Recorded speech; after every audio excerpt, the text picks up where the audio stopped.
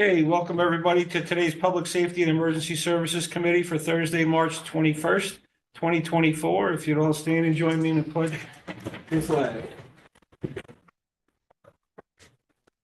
pledge allegiance to the flag of the United States of America and to the republic which stands one nation under God, indivisible, with liberty and justice for all. Thank you. Have roll call, please. Ganga. Eller. Here. Sutherland. Here. Sierra. Sassy. Here. Ramos. Here. Hines. Here. 2 absent. Okay, first up, we have Deputy County Executives here, unless Vinnie's doing it, or both, whichever. Number one, request confirmation of appointments and reappointments to the Orange County Fire Advisory Board, a member from each battalion. Legislative request number 56. Is there a motion? Does everybody want to sponsor this? Yes. Yeah. Yes? Okay, all sponsor. Welcome, gentlemen. You want to highlight that?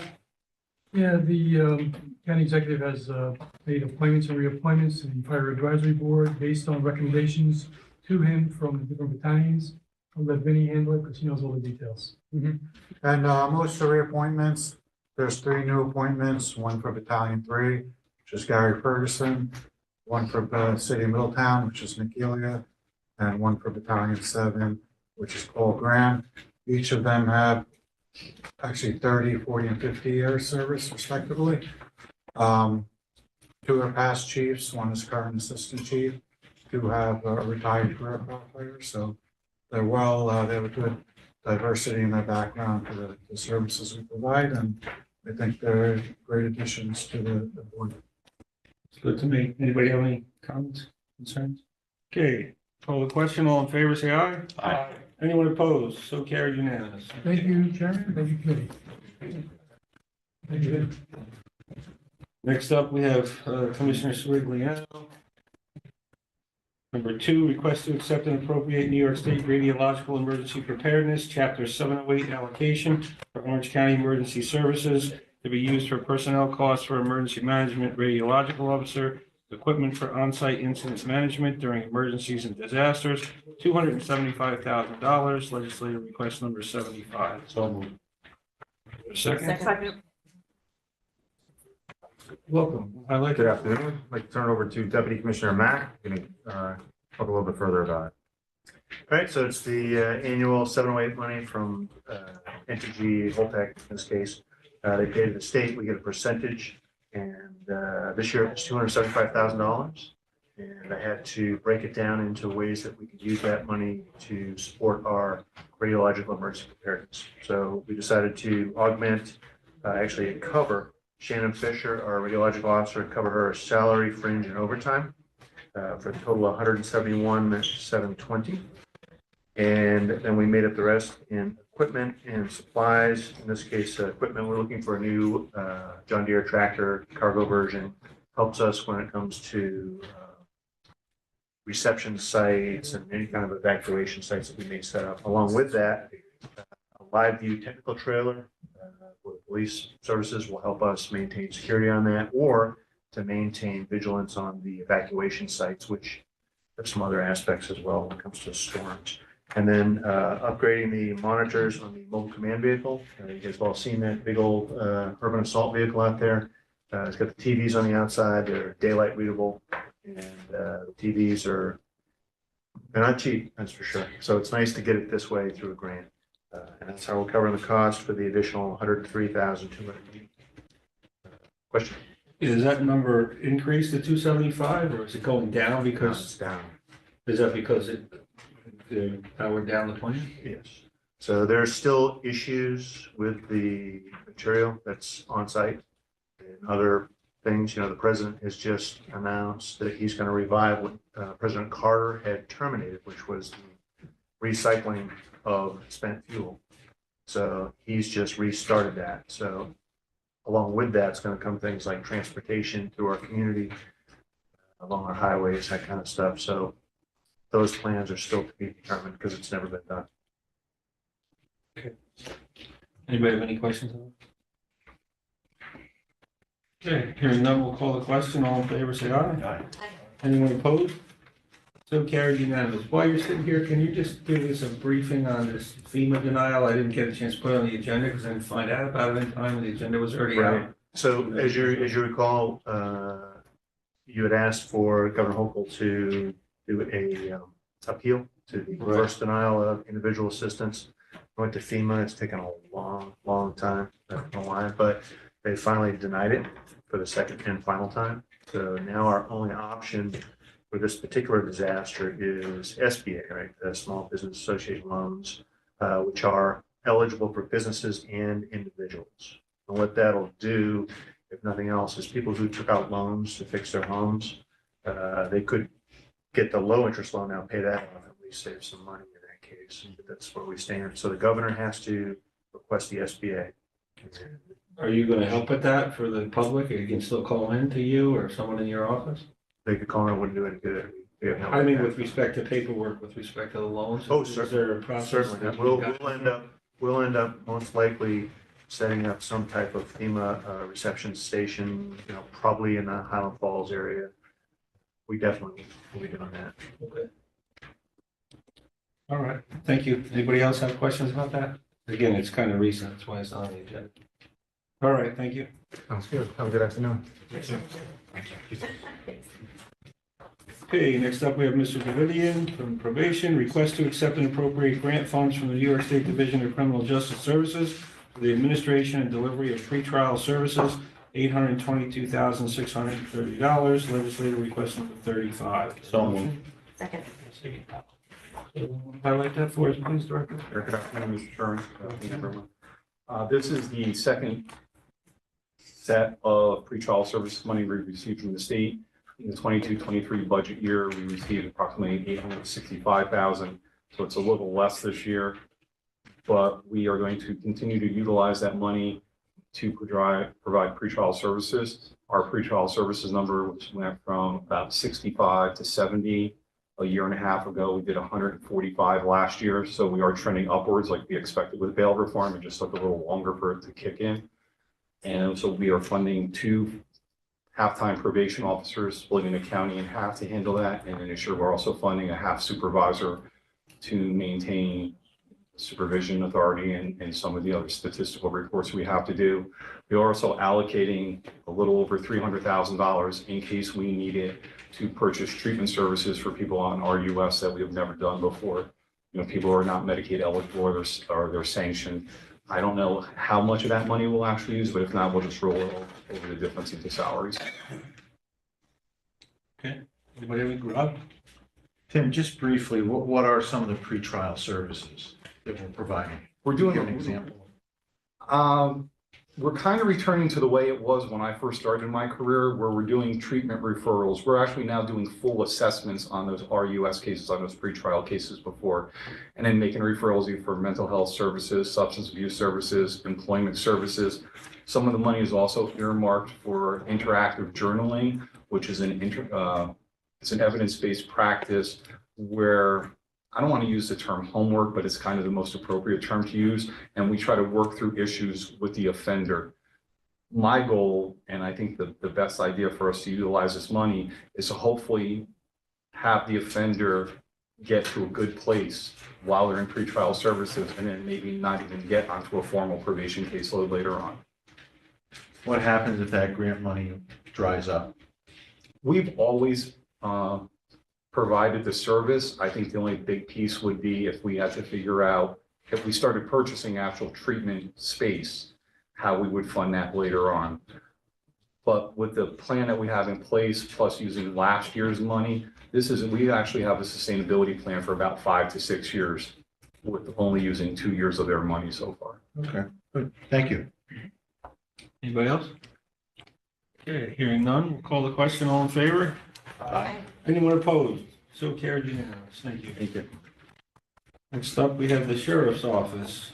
And that'll be the corrections report for both January and February, and the sheriff's report for January and February. So we'll start with corrections for January. Motion for discussion, please.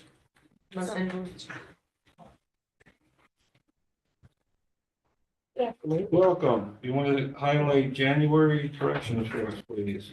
Okay. January, close of business, January, we had 354 incarcerated.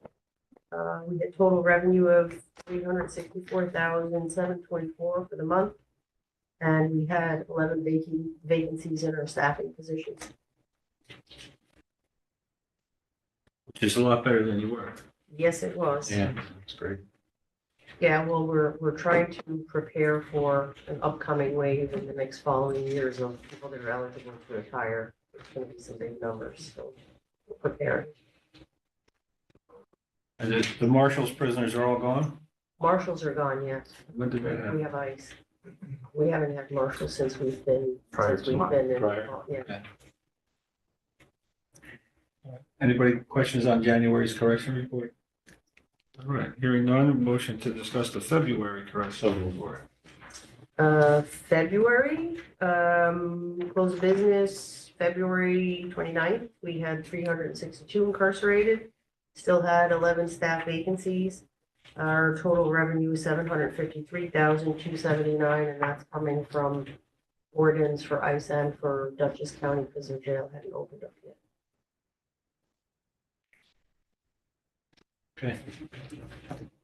Anybody have questions? All right, thank you. We'll move on to the sheriff's report for January. Motion to discuss, please. Second.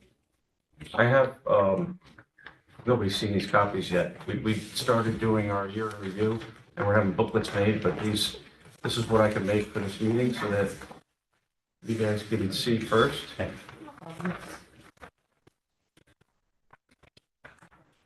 Just goes over everything from last year, some of our initiatives and statistics. Lots of pictures. So one of the initiatives in here is a body scanner. We purchased 2 of them last year.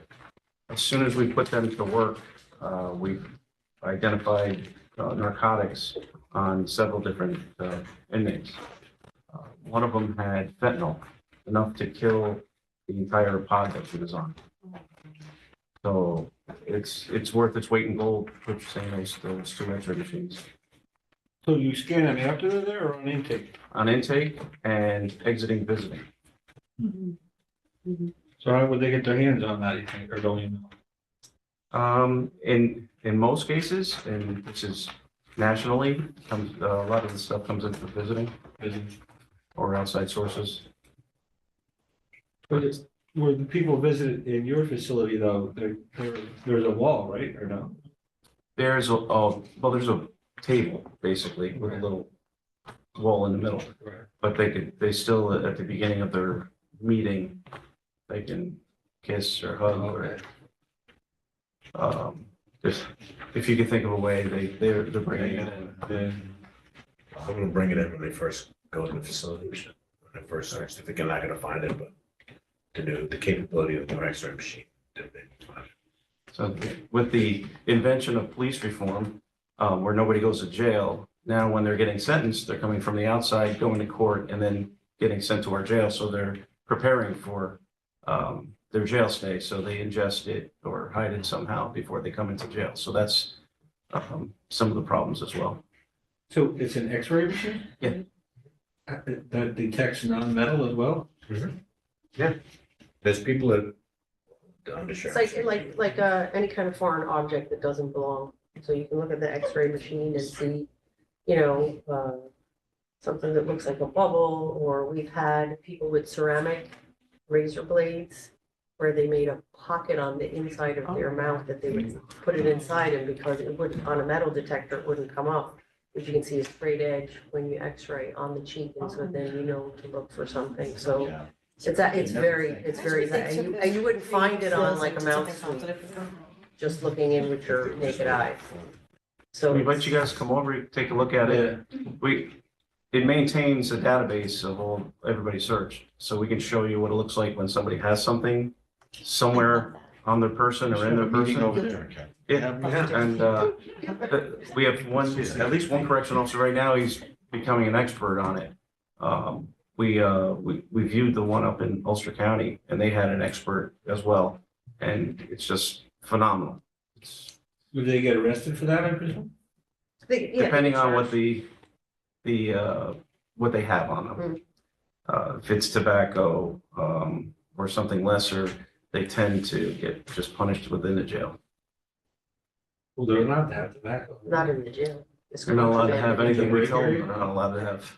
It's considered contraband inside the jail. Yeah. Not even when they go for outside time? No more smoking. More stuff.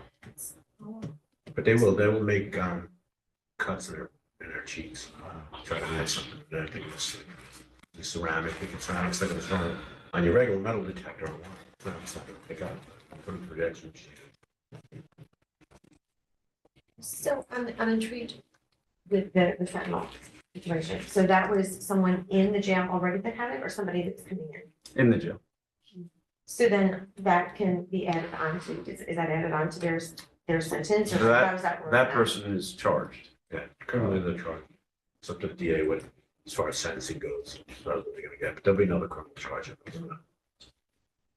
We've mitigated the mail. I think it's every 6 months we have to, or a year, or so it's yearly. So we photocopy their mail and give them their mail. So that mitigated some of the drugs coming in. Legal mail is a different animal. And we're not able to go through and sift through the legal mail. So sometimes in a lot of cases throughout the state prison system as well, they're coming in through legal mail. And we're not saying all lawyers are bad, but somebody walks in the office and says, can you add this to your mail? I can't afford a stamp. So the lawyer's doing the right thing or in their eyes and sending the stuff in. Unbeknownst to them, the piece of paper contains a drug. Interesting. Now, we're on the sheriff, we're on the sheriff's report when that came up, given what was the corrections issue. So is there anything you want to highlight in this besides those? We just wanted to give you guys a sneak peek. And then we have booklets being made. We've been told Monday they should be done. And then we'll get you the nice booklets. Okay. What about highlighting the January? Sure, for the month of January, excuse me, we had 2 new hires. One's a brand new deputy. She's currently in the police academy. We had a lateral from NYPD who transferred in and completed his field training. We lost a 20-year Sergeant Kanye. He left. We have a new drone operator. It seems to be the drone is the tool of choice lately when someone takes off. State police had an accident up in Woodbury. They have difficulty looking for the individuals that are responsible, so we deploy our drone team. We use them for fires also. If there's a fire going, helps the fire department. You know, if they need to see, hey, maybe there's something they can't see in a hot spot or whatever, we'll deploy it for that. And obviously for a lost individual, whether it's an adult or a child, we use that. We see that growing as it goes. And we sent 3 deputies to supervisor school just to get them ready to become our next supervisors. We promoted 1 in this month, in February. I'm sorry, March. We have 2 more promotions that are coming up. So we sent all those to cut that off. Continue with our alert training. We have SOG members that do alert training for either a private industry or school or any other facility or request. So we continue to do that. That keeps them very busy. We're always looking at that to see what they can do better in our facilities. And that's about wraps up January. Do you share that information with the fire chiefs that you offer that service for large scale fires and things? So all the chiefs know that? Yeah, most of them. We have Deputy Kane, who's now, well, he's up in Montour Falls training. He's with our new arson dog canine. So part of his role as being a arson canine is to, interact with the fire chiefs and different agencies throughout the county to make them aware of whatever they might need, along with his arson dog. Right. As part of it. But yeah, we're always available for that if we can help. We also purchased some new drones last year in anticipation of the county picking up Sugarloaf Mountain and more trails. So in the event that we can't get to somebody, we can get the drone there. And we're researching EpiPens or snake antivenom. We're carrying a cell phone in. So just getting a cell phone to some folks that might be hiking and can't get any messages out because their phones have died. We're looking into doing that so that we can get ahead of the game, so that we can get more information from the people while they're there. It'll actually help them out, that they know help is coming as well. So that the drones are being used for a myriad of different uses. They're quicker to deploy than you could someone on, say, an ATV or a utility vehicle. You know, you can get them there eventually, but this kind of gives you a heads up of what they can do. Any questions on the January report? Okay, hearing none, we'll motion to discuss the February report. Second. Anything you want to highlight in February? February, we had again two new deputies hired. They were both laterals from New York City, well-trained individuals that are finishing their field training within the agency. We hired a canine, Walter. He was our arson canine since the program started.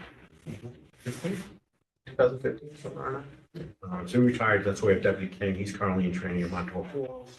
He already did his fire training here. Now he's up there with the dog, working the dog and training the dog that came to us by the state fire. Let's see, we have also we had the two new hires are also military people. One's still serving the reserves, one's in the Navy, one's a former Marine. And they're going to be very useful to our staff and hopefully within the community. They seem very eager to get up here and go to work. And that'll be about it. That's all we have really going on for the patrol side. Anybody questions? All right, great. Thank you very much. Thank you.